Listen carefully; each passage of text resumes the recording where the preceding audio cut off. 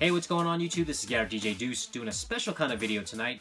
I got tagged by another YouTuber named Gare Bear who threw a bunch of questions at me to answer. So first time doing this, so just bear with me. I might ramble, I might stutter and whatnot. I'm going to kind of freestyle this thing. Nothing's been planned. I just kind of wrote down all the questions that were asked of him, so I'm going to also answer those questions as well. I'm still kind of new to the video gaming community on YouTube. My videos are primarily of DJing and, of course, my snowboarding expeditions out in Colorado. So I am from Colorado in a small little town called Falcon, and it's about 30 minutes from a major city called Colorado Springs and about an hour and a half from Denver. So when I go hunting, I have to drive at least 30 minutes in the town, and if I want to go hunting in Denver, it can take as much as 2 hours. So not a lot out here as far as game stores and whatnot. It's like I said, it's a very small town. There are yard sales that I hit up around here that actually do have some pretty good stuff. I wish I started all these videos a long time ago because I found a ton of good stuff out here in Falcon, and just pretty much throughout the past 3 years that I've been doing this since I've lived here in Colorado. Also, I've only lived in Colorado from 2010 to 2015. Prior to this, I was living in California, and prior to that, raised in Hawaii. So, been around a couple times. So I guess I'm going to get started with the questions because I don't want this video to be pretty long. But the first question is, if you were to be buried alive, what system would you take with you?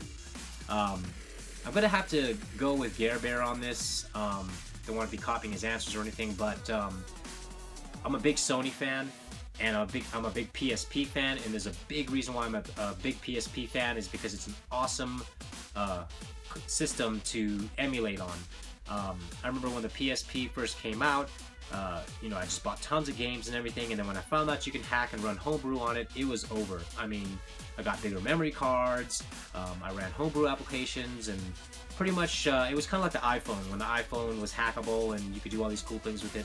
Same thing with the PSP, so yeah, I'm going to cheat a little bit and say I would take my PSP with me because even when I go on trips and whatnot, PSP is the first system of choice to take because of the fact that you can emulate Super Nintendo, Nintendo 64 somewhat, Sega CD, TurboGrafx 16. I mean, you can pretty much put anything on there on that tiny little system and it's good to go. So if I were to choose a real console, it would have to be a PS1 with an LCD screen and at least 15 of my top RPGs and shoot 'em ups that I play, and platformers as well, like Gex and was it Croc and Klonoa and whatnot. So anyway, so that's my answer for question number one, is a PSP if I could cheat, and if I had to pick a real system, it would be a PS1 with an LCD screen plus a bunch of my favorite RPGs, shoot 'em ups, and platformers.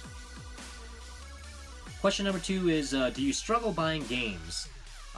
In the past, yes. When I first started collecting, and this is actually my fourth collection, I've gone through 3 already. The first collection I lost in a storage unit way back in the mid-'80s. My mom and my sister and I had a bunch of stuff in a storage unit and lost it all. So I had like old Star Wars toys in there, I had old Battlestar Galactica, all my childhood consoles and games gone in a heartbeat. I even had comic books and whatnot. I was really into a lot of stuff, you know, growing up in middle school and high school. And it kind of sucked to have all that stuff just go away in a heartbeat just because we forgot to pay 1 month. Anyways, back to the question. Before, I used to struggle in my second and third collections. I didn't know anything about recouping or flipping to, you know, break even. So once I learned that craft, pretty much everything became less of a struggle as far as, you know, being able to afford games, putting some money aside. I mean, I've got lots of money in PayPal right now reserved for any kind of big lots that I run into. I don't even touch my paycheck at all, unless it's like a huge lot that my PayPal funds can't cover, and it's only if I know I can recover from it, break even, or be able to cherry pick and break even, or cherry pick, break even, and make money. So to answer that question, I do not struggle buying games. And as far as struggling to find games, maybe, Not so much, because Colorado Springs has tons of stuff out there. I've never had a problem finding anything every week. Even if it's just one game or two, I'm bound to find at least something. So, no, I do not struggle buying games, and the recouping thing is an awesome thing. And I don't just pick up video games too to flip any doubles or whatever. I actually pick up, like, I'm a network engineer, so I pick up networking gear, any kind of Cisco Layer 3 switches, you know, the calculator thing, the iPod Nano Touches, certain Windows software, PC games, pretty much anything that I'm very familiar with that I know I can make money on, I'll pick up. So that's question number 2. Alright, so question number 3. Do you regret selling any game or system? There was one system that I regret selling back in 2003, and this is when I didn't think much of collecting, didn't think much of like things being rare as far as that aspect of collecting is concerned. To me, I just love to play games, and I loved to have a library of games. So back in 2003, I lived in a little small one-bedroom cottage, so to speak, and I had so much stuff that I had to shove all my other stuff into this little shed that was kind of like outside that had a little lock on it. So a lot of my systems went in there, so I decided to sell off a bunch of my stuff. So my PS1 stuff went, my PlayStation 2 stuff went. The one thing that I regret selling was my TurboGrafx 16 complete in box. The box was crisp mint, and it came with about 20 complete games. And when I say complete, I mean like complete, with the outer box and everything. And I believe a couple of them were still unopened as well. So I decided to sell. You know, eBay was still kind of like, you know, the thing back then. So I sold my TurboGrafx 16 complete in box with like 20 something odd complete in box games for $350. And back then, to me, that was like a lot of money for just stuff that was just sitting around. If it wasn't for the fact that one of those games in there was Magical Chase. So the story behind the Magical Chase game was, you know, just a regular story, nothing spectacular about it, like finding it cheap or anything, because back then, like I said, wasn't really thinking about, you know, things being rare or valuable or whatever. I just liked to collect games that were fun to play. So I purchased Magical Chase at a video game store in Japantown, San Francisco, that specialized in, you know, a lot of Japanese imported games. There was a, you know, ton of Neo Geo AES games at this store, imported Famicom, Super Famicom games and whatnot. So, but they also carried a lot of obscure systems, and in this case, it was a TurboGrafx 16. So I bought my TurboGrafx 16 and Turbo Express from that same store. Of course, everything was a little bit more pricier than you know, you could find at like any other game store that sold used consoles. I'd liked to buy my stuff brand new back then, but that's the only reason why this is the system that I regret selling the most, because now that Magical Chase has jumped up in the thousands, I'm like kicking myself in the butt, because I'm like, you know what, I had that game back then, and back then it was just a cute little shoot 'em up, and it was just a fun game to play. So the answer to question 3 is the TurboGrafx 16, and you guys can probably hate and kill me now for that. Alright, so number 4, if there was a game that you could choose to play again for the first time, what would it be and why? I'm going to have to steal Gare Bear's answer on this, because I wasn't really an RPG fan until I played Final Fantasy VII. And I remember playing Final Fantasy VII back in the 90s, and I actually called in sick from work 2 days in a row, because I was up all night just pulling, you know, just farming, you know, doing the whole, you know, getting HP and whatnot, XP. So I think it was like 72 total hours to pass that game. I don't remember much of it. I mean, that was like a long time ago. I remember it was a great storyline. The characters were awesome. There was, you know, a lot of humor injected in that. I just know that, you know, the cutscenes were awesome, and the ending was just an awesome ending too. And it just took forever to get enough, you know, hit points and XP and magical abilities to defeat the last boss. So one of these days, I'm gonna pop open Final Fantasy VII, pop it in the PlayStation, and relive it, because, like I said, I don't remember anything about that game. Only that it was fun, and it took me 72 hours to play, and it was a fun game, and that's what got me hooked on RPGs. So that concludes part 1 of the questions. let's go on to part 2, which is pretty straightforward. 5 things you didn't know about me. So, I guess within the gaming community, not a lot of people know about, what I do and, who I am, etc., etc. Pretty much all my good friends, they do know. So all these questions are going to be based on the assumption that we're just talking about the gaming community. So the first thing you probably didn't know about me is that I'm a network engineer. I am Cisco and Juniper certified. I'm an MCITP. I've been doing networking for a very long time. It's a fun job. It pays well. I get to sit in front of a computer, monitor network traffic all day. I get to travel in case, sites are down and I have to go troubleshoot, where the outage is, etc., etc. So that's one thing you guys probably didn't know about me. Number 2, I am a DJ, obviously, from my nickname. It's DJ Deuce. Well, I'm not a DJ anymore, but I used to DJ from 1984 up until I retired in 2000. And then I started up again in 2006, and then I just kind of did it off and on. I have sessions over here at my house. We have barbecues, and I do invite a lot of DJ friends over here to, jam together and just have a bunch of fun. Sometimes we stream it too. So part of my DJ career was being a battle DJ. I used to enter competitions and whatnot, kind of competitions like the DMC, which is the Disco Mix Championships. Won a couple of regionals on there. I won a couple of local battles. And whatnot. I was a 97 represent world champion. That's another fun fact about me, I guess, that you guys didn't know is, I used to be a DJ. I love music. I love all genres except for country and all that twangy stuff. I love classical and jazz, most of all, and everything going back to roots and all that. So, which brings me to question number 3 is I'm a big metalhead. May not even look like it, but I love metal. I mean, there's so many metal bands that I love out there. There's, it's just hard to think right now. There's Between the Buried and Me. There's Devil Wears Prada. There's Pantera. There's Megadeth. What else is? There's just a ton of metal bands that I love. I also like, the new rock like Linkin Park and Limp Bizkit and Incubus and all that good stuff. So.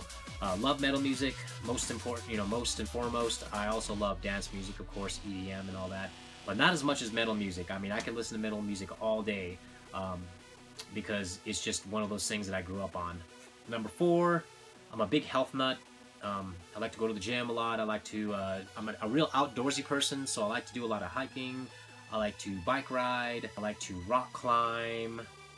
I like to do ziplining, snowboarding, of course. I used to surf in Hawaii. Just a real outdoors person. Love the outdoors, love nature. I even love bad weather. Anyways, number 5, I am from Hawaii. I wasn't born and raised there. I was born in Seattle, and then a few months later after I was born, my mom moved back to Hawaii, and I spent my whole pretty much 10 years of my childhood there. So that'll probably lead me to question number 6, and I'll get there in a second. But so I spent 10 years in Hawaii, and then from 1980 till 2010, I stayed in California. So 1971 to 1980, 1980 to 2010, and then I moved to Colorado, and I've been here since. So that leads me to question number 6, or the 6th thing you didn't know about me is that I am 43 years old.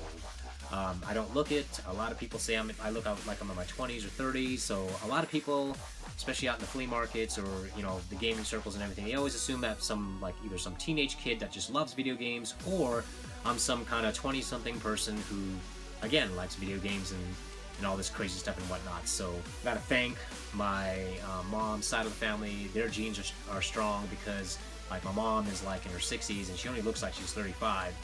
My sister, who's younger than me, looks like she's only 12. My aunt, who's in her 50s, looks like she's in her mid-30s. So blessed with good genes. And also I think a lot of it has to do with living a stress-free life and just being healthy. So anyways, those are all the things for part 2. Sorry, I've been struggling with the questions and stuttering and everything. I just kind of winged it and freestyled it. Didn't even write down, any answers on, how to respond to these questions. I just kind of figured, it's best if I just wing it and see what happens. So anyways, I hope you guys enjoyed it. Thanks again, Gare Bear, for tagging me and allowing me to participate in this. It's pretty fun. I'm not going to tag anybody else because, like I said, I'm still new to the gaming community and I don't know very many people out there. I do this because, not for subscribers or thumbs up or anything like that. I do this because I love doing what I do. I've been doing it for a very long time. Like I said, this is like version 4.0 for me. It's always fun to start all over again because each journey is different. Like, you know, my first collection was, of course, all the Atari stuff. My second collection was like all the Nintendo stuff. My third collection was all the Sony PSP stuff, you know, Sony PS1, PS2, PSP stuff. And of course, my fourth collection is just a mixture of everything. So this fourth collection is interesting because, you know, I managed to collect pretty much everything that I grew up on over time. Not complete collections, but pretty much like what I remember growing up on. I, you know, had the Ataris to the Nintendos, to the Segas, to the Sony PlayStation stuff, down to like even new gen consoles like the Xbox. So very happy with my fourth collection. Oh, and I wanted to bring up, you know, a seventh thing that you didn't know about me is that pretty much everything in my collection is free. It took me a half a year to recoup from, you know, when I first started collecting out here. I spent a lot of money. I just didn't think about, you know, saving money for this stuff. I just kind of bought this, bought that, bought this, bought that, and then kind of struggled a little bit. And that was back to that one question in part one, question number two. So I was struggling in the beginning, but then once I learned the recouping game, I've learned to turn everything around so that everything down in this basement is free. So it is free. There's nothing else to make up for. Everything that I pretty much get is off of recoup money and whatnot. And even when I use recoup money, I recoup the recoup money. So got to do that if you want to last long in this hobby. Definitely something to, you know, to think about when you're out buying games is, you know, whether to find something, a double or whatever, to flip to make the first item free, or finding something else that's non-game related. You know, like what I do, I pick up calculators, and I know networking gear very well. I know some computer components very well, and, you know, some that fetch a lot of money, some that don't. So, you know, I use a lot of other things to recoup. So anyways, once again, Gare Bear, thanks for tagging me. This was fun. Sorry I rambled a lot, you know, too much. I don't even know how long this video is right now, but it was fun, and once again, I really appreciate your kind words regarding my collection.